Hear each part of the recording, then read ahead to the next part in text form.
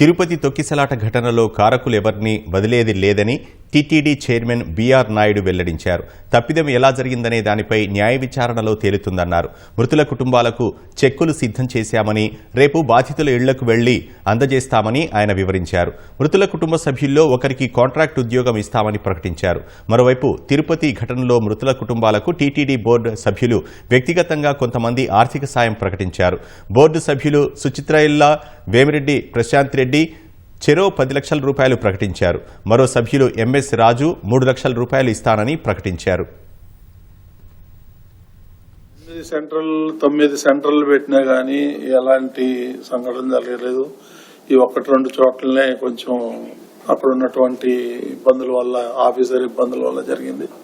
మనం ఎవరి మీద నెట్టట్లేదండి, అది ఎంక్వైరీలు తేలుతుందండి. ఇప్పుడు నేను కూడా ఎవరు పలాని XYZ మీద నెట్టట్లేదు. తప్పిదం జరిగింది, అది ఎట్లా జరిగింది, ఎలా జరిగింది అనేదే జ్యుడిషియల్ ఎంక్వైరీ. ఎవరో ఒకళ్ళిద్దరు యాక్సిడెంటల్ గా చేసిన తప్పే తప్ప వాళ్ళు కూడా కావాలని చేశారా అనేది రిపోర్ట్ లో వస్తుంది.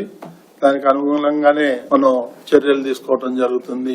ఎవరిని ఉపేక్షించే ప్రసక్తే లేదు. క్షమాపణ చెప్పడంలో తప్పులేదు. చెప్పినంత మాత్రాన చనిపోయిన వాళ్ళు బతికి రారు కదా.